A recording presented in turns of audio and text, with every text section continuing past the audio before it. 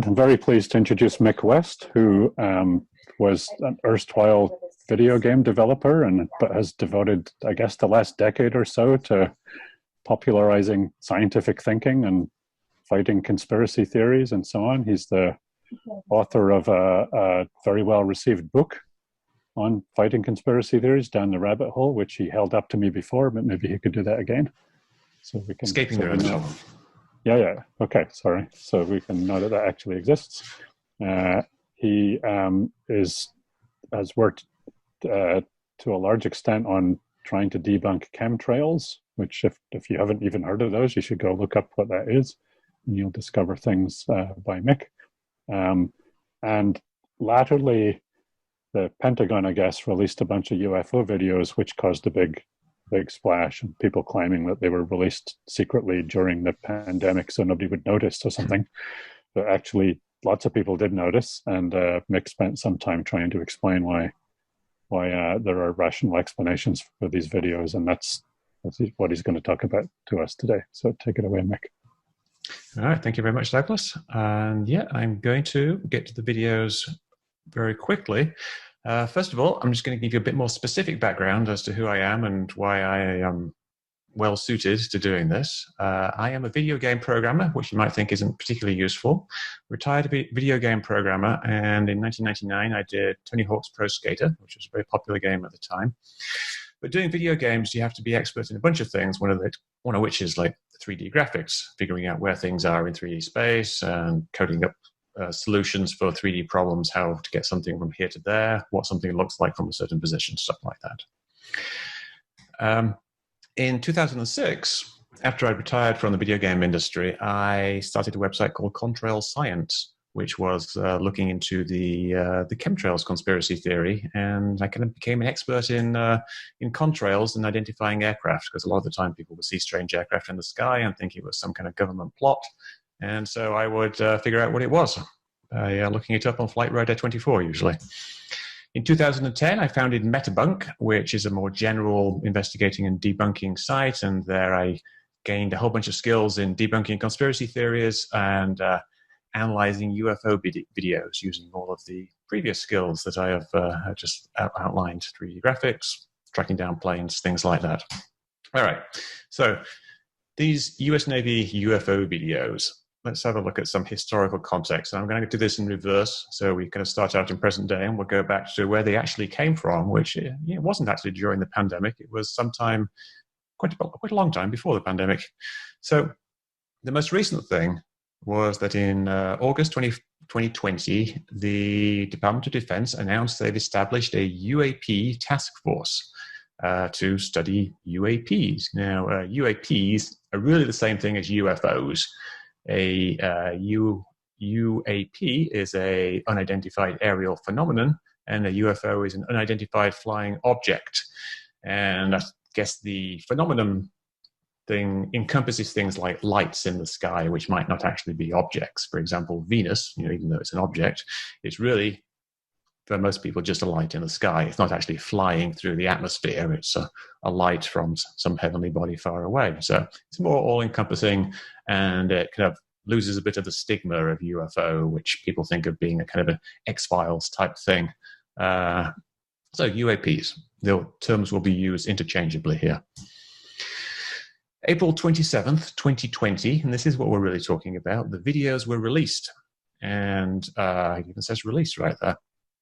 Now, they released these 3 videos, but what actually happened was the videos were already out there. And it says that here in the release, that they were actually had been circulating in the public domain after unauthorized releases in 2007 and 2017. So it's nothing at all to do with the pandemic.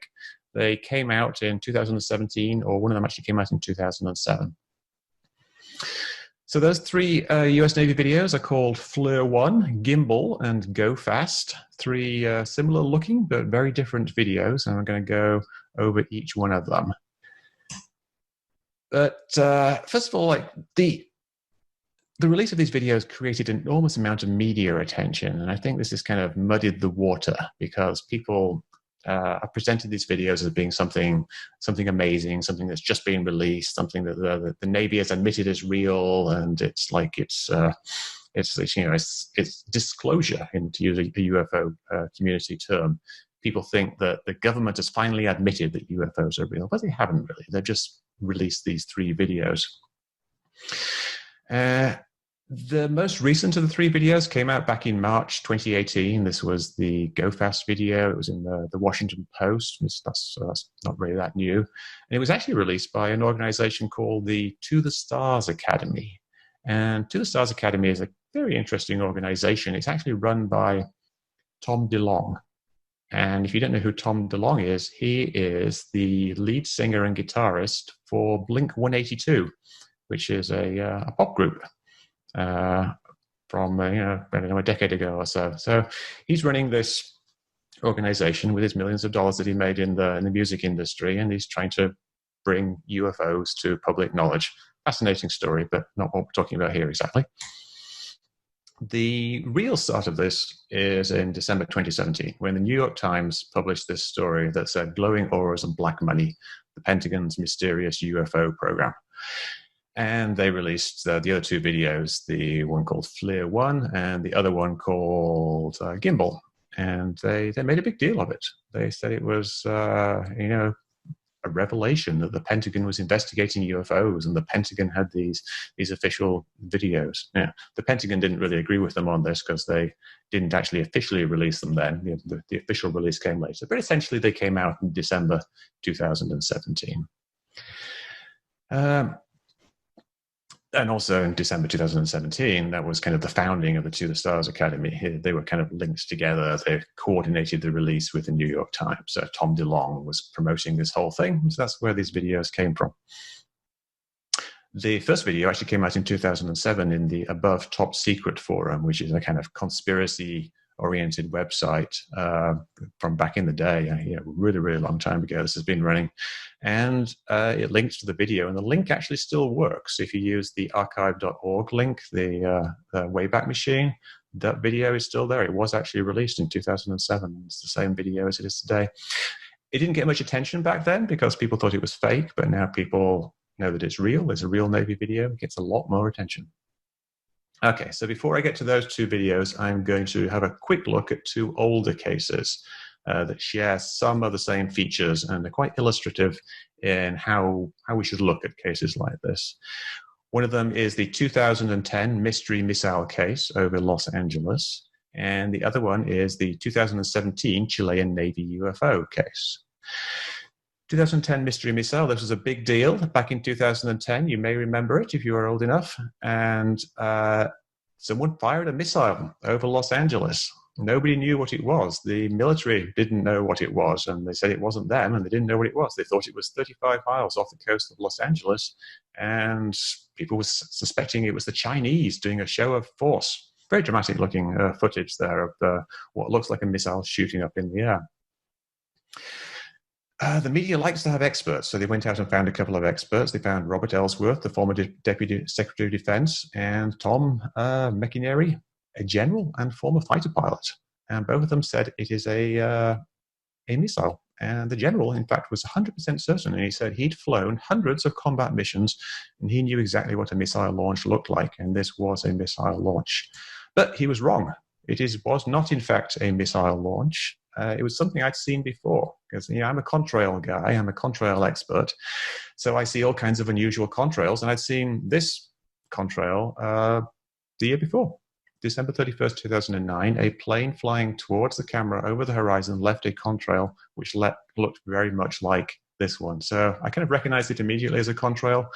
The task then was to figure out how to show this to people. So, to cut a long story short, me and another guy kind of tracked down what planes were coming over the horizon towards Los Angeles at that time. We imported the into Google Earth, and we plotted where they were. We moved the viewpoint of the camera down to where the footage was taken from. Then we moved it to some guy's house, because some guy had taken a whole bunch of photos of this UFO. And so we found his house, got the photos, we overlaid them, tracked the top of the track, overlaid it over the radar track, and it was a perfect match. matched exactly with its radar track. So that basically proved 100% this was what it was. It was just a plane. It was leaving a contrail. It wasn't, in fact, a missile. So the general was wrong. Lessons learned. Lessons learned. Excuse me. Experts make mistakes, even former government officials and fighter pilots and generals. Perspective can be very confusing, especially when things are a long way away. Powerful zoom magnifies the illusions of perspective compression. When you're zooming in on something, it looks very different to when you're actually much closer to it. So zoom is a confounding factor. The Earth is not flat. Things come over the horizon. They don't just disappear over the top. They actually come over the horizon. So that makes it look like it was flying up in the air. Small or far away. Small or far away is a common problem in UFOlogy. When people are looking at things that they don't know what they are, and they don't know how big they are, you don't know how far away they are.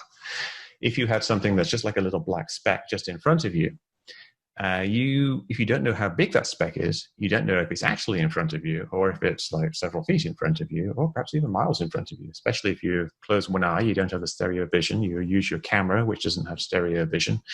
Small or far away is a major problem when people are trying to figure out where things are. The military is not very helpful. A missile was launched over Los Angeles, and yet they were like, I don't know. So the military is hampered because everything they tell the public has to go through official channels. They can't just like look it up on the servers and say, "Oh yeah, that was this or that." They have to declassify everything. Essentially, they have to approve it for public release. So when you ask the military something, you're not going to get an answer straight away, and you may not get an answer ever because things may end up being classified by default. All right. Case number 2, the Chilean Navy UFO. This was an interesting case, and it's this infrared video. It's infrared, and in this video, infrared video, black is actually hot. So this is kind of inverted from what you would think of as being normal infrared, where white would be hot. So the black objects here are hot. So the thing in the middle of the screen here is actually a hot object, and it's interesting because it leaves this trail, which is also appears to be hot. So it was very mysterious as to what this actually was. And there's this long video and this long kind of discussion about this. The Huffington Post broke the story, and they were very effusive about this. They said this was an exceptional 9-minute Navy video of a UFO displaying highly unusual behavior, studied by Chilean authorities for the past 2 years. Let that sink in. They studied it for 2 years. These were highly trained professionals with many years' experience, and they were absolutely certain that they could not explain what they saw. This is something we hear a lot as well. Highly trained professionals, experts, can't explain it. And the official conclusion was that it's a UAP, an unidentified aerial phenomena, due to the number of highly researched reasons that it was unanimously agreed could not explain it. That's a lot of convoluted way of saying they eliminated everything that they thought was possible, so it must be the impossible, a alien spaceship. And the problem here is that something I call premature elimination. People like to cross things off a list.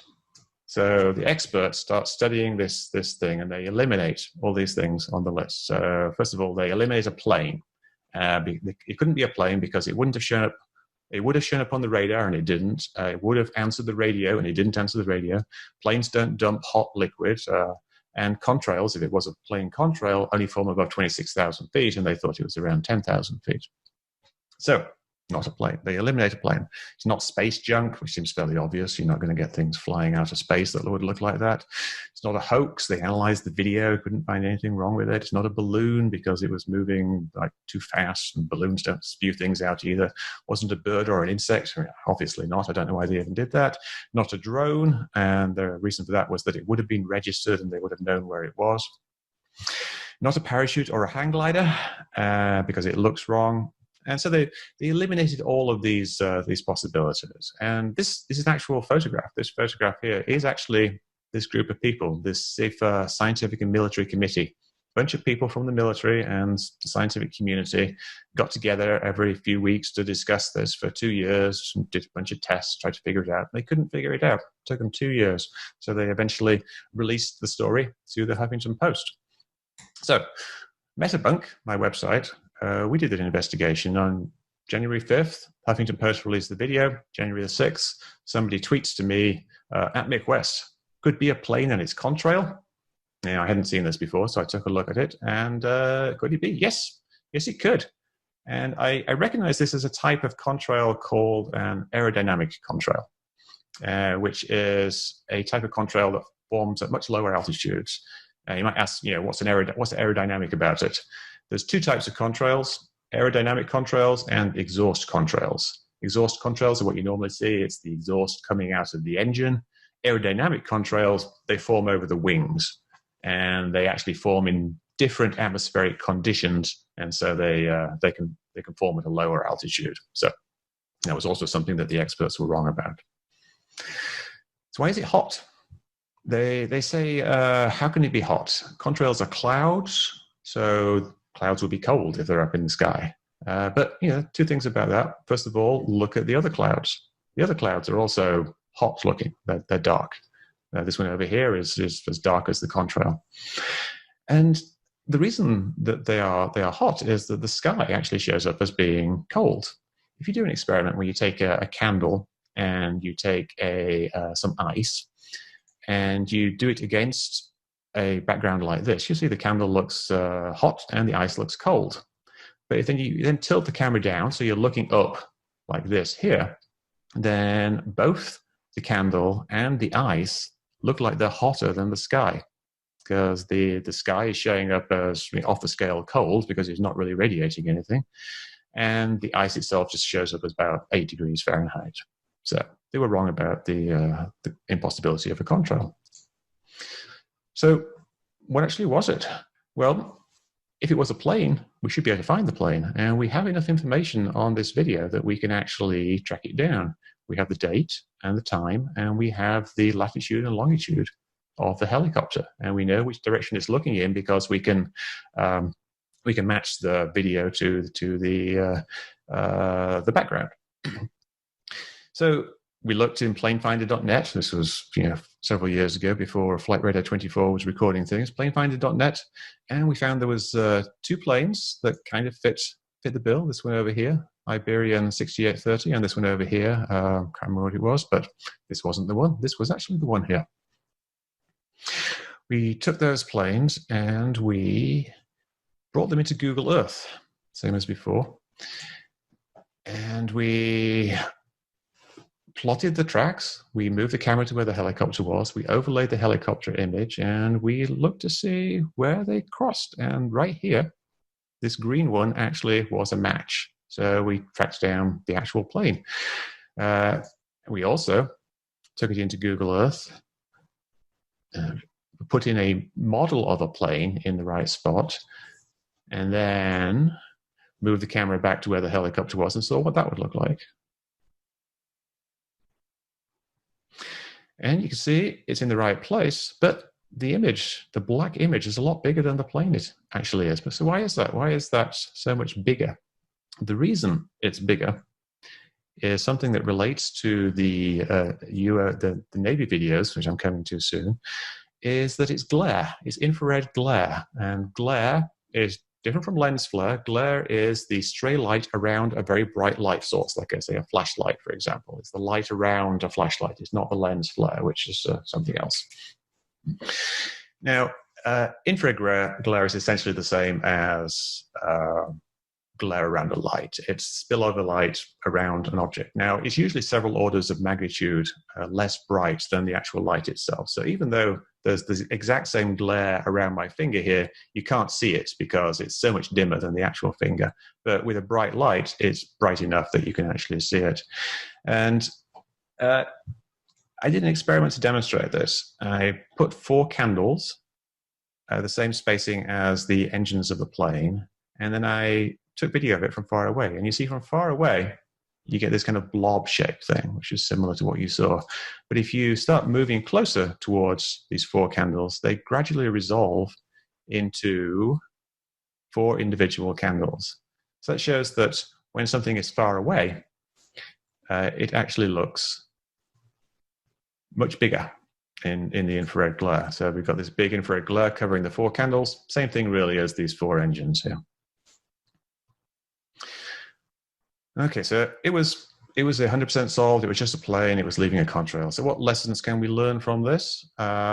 Experts make mistakes, even if you have lots and lots of experts. Military pilots make mistakes. The helicopter pilots were accomplished military pilots, lauded by the Huffington Post. Perspective can be confusing again. Infrared glare can hide a plane. And that's a very important thing because it relates to the US Navy videos. Radar doesn't help if you're looking in the wrong direction, the wrong location. If it's only, if you think the object is 20 miles away, but it's actually 60 miles away, then you're not going to find it. And the same thing with the radio. The radio, if they're on a different area, they're going to have a different radio frequency, and so hailing them on a common frequency isn't going to work. Being wrong for years does not make you right. They spent 2 years on this, they got it wrong, and they released it, and it was disproven straight away, which brings me to the last point, which is ask the internet. You shouldn't have just this room of experts. There's a huge array of talent out there. Lots of people are interested in this stuff. And if this video had been released 2 years earlier than it was, it would have been solved 2 years earlier than it actually was solved. Instead, they spent 2 years, all these guys, wasting their time, and then they released it and it was solved in a week. Okay, let's get to the US Navy videos. FLIR 1, gimbal, and go fast. Going to start with FLIR 1. FLIR 1 was filmed in 2004. Important thing to note, nobody saw it by eye. It shows a infrared glare on the camera and then an indistinct blob, and it kind of changes the camera a lot. And then it looks like it's making some sudden moves, and these sudden moves generally coincide with camera changes. So the question is the object moving or is the camera moving? And people who think the object is moving claim that it's moving with incredible g-forces, incredibly high acceleration rates, which it would actually be if these were actual real movements. I think it comes out as something like 70 Gs, which is way in advance of any aircraft that we have currently. They top out around like 10 tops, I think, or 20 for missiles. FLIR 1, is it small or far away? This is the big question with UFOs. Is it a small object that is close to the camera, or it is a larger object that is far away? We can actually do some math here. We can see that if we chop out the image itself, it takes 14 of its own sizes to cross over the field of view. We know the field of view is 0.35 degrees. We can divide that by 14 to get 0.025 degrees. We can then do a little bit more math to figure out what's actually going on here. The size of something in an image, which I know from my 3D programming, is the distance multiplied by the tangent of the angle. It's actually 2 times the tangent of half the angle, but for our purposes, this works exactly the same. 2 times the tangent of 0.25, or just the distance times angle in radians, if you want to get technical, for small angles. So the size in feet is the distance in miles times the number of feet in a mile. Sorry to use feet for the Canadian audience here, but I'm in America. Multiplied by the tangent of 0.25. So that gives a nice round estimate of the size in feet of the object. It's just simply the distance in miles multiplied by 2.3, which is nice, straightforward, because we can use that to get some very rough estimates. If it was a mile away, then this object would only be 2.3 feet in width. If it was 10 miles away, obviously it would be 10 times that, 23 feet. If it's 20 miles away, 46 feet. And now we're getting into the range of actual aircraft that could be the size of a fighter jet. So one possibility is that this is a out of focus fighter jet that is 20 miles away. It's quite a long way to see something, 20 miles. Or it could be something like a Boeing 737 that is 50 miles away. That's another possibility. We don't know. Is it small? Is it far away?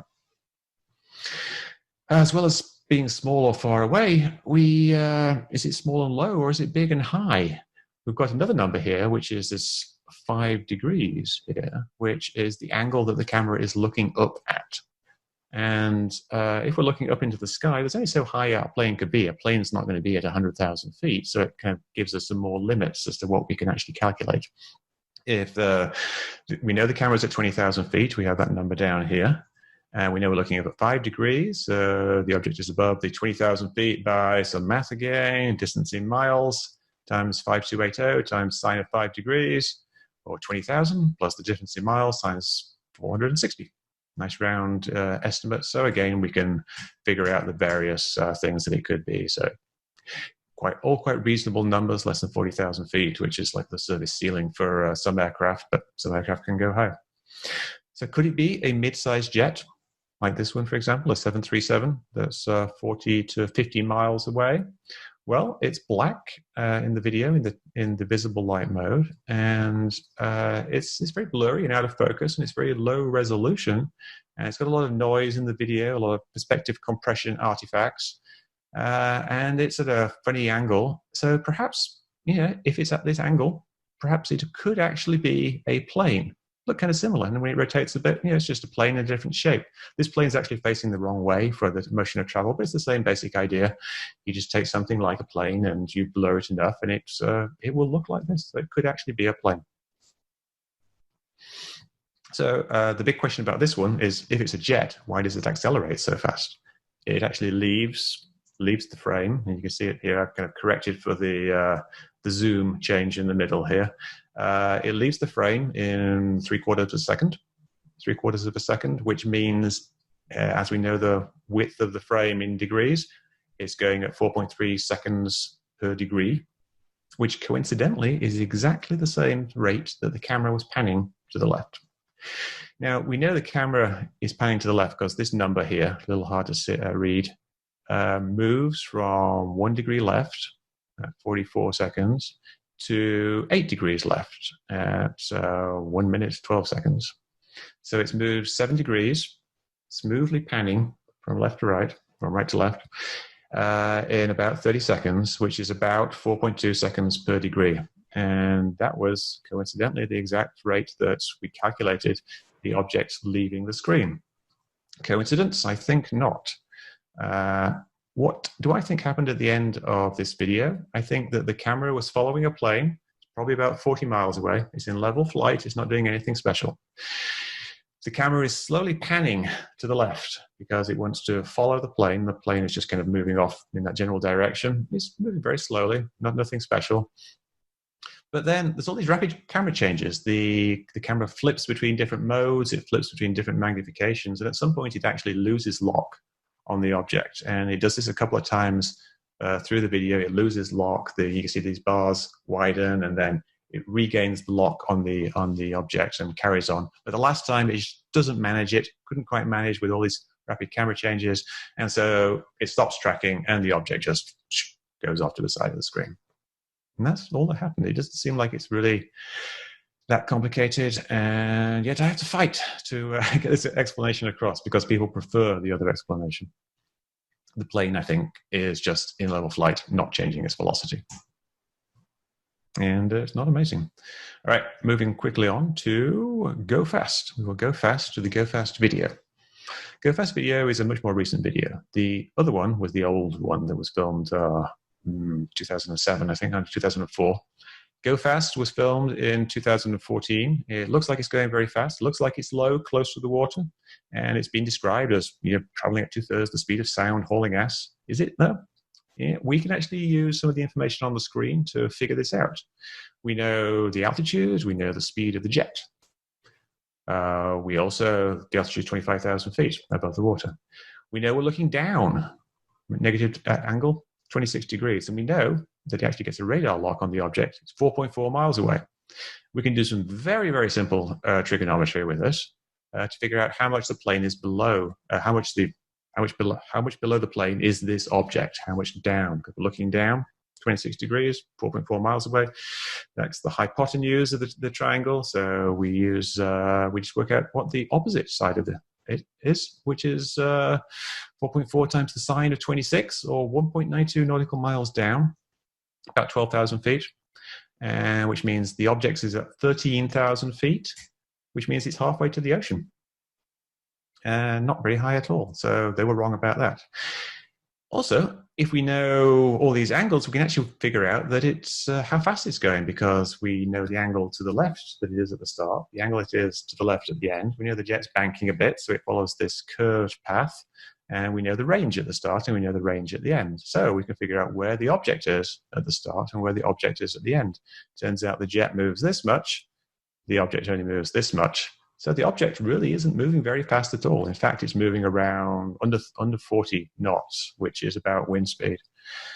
We know it's not even very big. We can figure out how big it is. It's around 6 feet. So what type of flying object moves around wind speed, is a few feet wide, is roughly spherical, looks like a dot, has no heat source. It shows up as white in black hot. Shows up on radar. What could that be? It is, in fact, a weather balloon. Most simplest explanation is this is just a weather balloon drifting in the wind with a radar reflector on the balloon. And that, I think, is probably all there was to it. The extra thing that you need, as well as it being a weather balloon, is to realize that what you're seeing isn't the motion of the balloon, it's the motion of the parallax. It's a balloon, similar type of thing. The balloon isn't really moving, it's just floating in the air. But it's being filmed from a helicopter, which is moving very fast past the balloon, and the camera is tracking this balloon. So it gives you this illusion that this object is moving very, very fast when it really isn't. So I think that's all we're seeing with the Go Fast video. Not low and fast, it is high and slow, probably a balloon. Okay, last video is the gimbal video. The gimbal video was filmed the same day as the Go Fast video back in 2015, and it shows a weird saucer shape. And it looks like it's flying rapidly over the clouds. At some point it slows down, it rotates on its ends, and it stops. And this is by far the most challenging video to explain, so I shall try and get it in the next 10 minutes. Is it just a glare? This was my initial idea, that I thought it was just a glare. Someone showed me the video, and I think the same day, I suggested it might actually be a glare. It might actually be an infrared glare. And of course, the reason was I've seen this type of thing before in the Chilean case. I've seen that you can hide a plane behind the glare. So, yeah, it could be a glare, but it's complicated. If it's a glare, like, why is it shaped like that? Why can't you see the plane? Well, we kind of know that it was hidden behind a large glare. Why does it rotate? What's going on here? Why is it rotating? And why does it slow down and stop? And at this point, when it rotates, it was flying fast over the clouds, but now it's slowed down and stopped. And why is there a cold aura around it? It's hot. It's black hot, but around it, it's white. It's kind of weird. And are we just doing mental gymnastics here? This is something actually Joe Rogan accused me of. He said, I'm just doing mental gymnastics trying to explain these videos. And it's much simpler if we just go with it's anti-gravity explanation, because that just explains everything. Anti-gravity also makes the air cold, apparently. All right, let's do that cold thing first. Cold aura, infrared. It's inverted so that black is hot, and that means white is cold. Is this a pocket of cold air defying all known physics? Nope, it is just, in fact, something you see in infrared videos. Here's a hot jet engine. Here's white around it. Just something that shows up in infrared videos. It's called an unsharp mask. They use it to increase contrast. Why does it slow down and stop? Well, the reason it's doing that, I think, again, is parallax. We saw the parallax with the balloon, and here the jet starts out flying kind of at an angle to the object. So it's kind of flying with the object off to one side. It turns around and eventually ends up facing it. So we can kind of simulate that here, and I've done that with the jet starting down here. It flies up and around, and eventually it's facing towards the object, which is over here, and the clouds over here move as you would expect to start out moving fast, continue moving fast for quite a long time, longer than you would think, I would say, which why it's confusing. And then it slows down very rapidly at the end. So that explains why it slows down and stops. Just parallax, nothing particularly interesting. Excuse me. Why is the glare shaped the way the glare is? It's diffraction and focus. The shape of a glare is kind of defined by how much the light spills around the object. And if you are a bit out of focus, it will spill more in more directions, just from the lack of focus. But it also spills due to diffraction effects, and this is why in astronomy you see these spikes on stars. That are actually diffraction effects from the cross that's in front of the mirror holding up one of the reflectors in the telescope. So these diffraction effects are quite a big thing. So I made this little video with this plane with two jet engines attached to it, which are actually flashlights, but they give the same effect in that you only see the glare when the jet engines are facing towards you. And let me just start that. So if I move the camera back, you'll see that a big glare appears, a big spiky glare in this camera. It's kind of saucer-shaped, I guess. But if I use this camera, it gives a more saucer-shaped glare with these spikes on it. And you see when I rotate the camera, the background doesn't rotate in this image, but the glare does rotate. So if the camera was rotating, it would make the glare rotate. And the diffraction thing, if you touch your camera with your finger and smear it a little bit, it changes the shape of the glare. And what I've been told was that these glares appear in these targeting pods when people clean the front window of the targeting pod. And you see here I'm rotating the camera, the glare is rotating, but the background is not rotating. But is the camera rotating? I think, yes, it is, and we can tell it's rotating because we see these bands in the sky which look like they're rotating. And this is something, I encourage you to look at this yourself, and you probably can't see it in this, maybe in the smaller one, but you can actually see the entire sky rotating, which would only happen independently of the horizon if the camera was rotating. Why is it rotating? It's kind of complicated, don't really have time to get into it. The fine tracking of the image is done with mirrors. There's a coarse tracking done with exterior gimbals, the two big gimbals you see on the outside. Two-axis gimbals can't traverse 0 degrees when looking around, and I do a little demonstration of that here. When I traverse 0 degrees, it goes up, so I have to do a rotation of the camera, quite a large rotation, to actually continue tracking. So it's complicated, but it doesn't require magic. So if it doesn't require magic, it passes Occam's razor. We don't have to add anything. And requiring mental gymnastics does not qualify an explanation if that explanation actually works. It may be difficult, but you can make it work. How do we convey it? How do I get this across? Keep it simple, not too simple. Don't hide away from these complicated things like the gimbal rotation. Use visuals like I just did. Keep refining the explanation if people don't get it. Ask the internet and incorporate new ideas and information, because your ideas will change and you need to be flexible. And don't give up. You will get through to people if you keep trying. All right. Well, thank you very much. And if we have time, I guess I can take questions. Yeah, no, that was good. With lots of time for questions. Let me see. I was looking for any hands up. The usual thing is if nobody asks questions, I have to ask something really stupid to set the bar low. All right. We did get there is a thing in the chat now from somebody who has their own UFO experience. I mean, I guess it's hard to answer without investigating. Is probably the answer. Yes, indeed. Like people's individual experiences are often very personal, and if they don't have photographs or video or images, it's very hard to do anything with a verbal description. And that's why I focus a lot on these videos. People kind of say, why don't you take the pilot's account into account? Because people talk about having seen things on the same day, but they didn't see what was actually in the video. So what I'm doing here is I'm trying to explain what's in the video. And it's I'm not saying that this is what everybody else saw. So these videos being explained doesn't actually disprove what one individual might have seen. And it certainly doesn't explain all UFOs, let alone the events of the Navy encounters. So I guess Riley's asking how ultimately, how do you distinguish between a hoax and an optical effect? I mean, I guess what would really convince you that it was a UFO, I guess, is that it was aliens, right? Well, I think the gold standard for science is independently verifiable experiments that demonstrate or fail to falsify a hypothesis. And with UFOs, it's the same thing. I think what you would want to see ideally is multiple cameras from individuals who are not related in any way, showing the same thing. And perhaps also like things like actual radar data.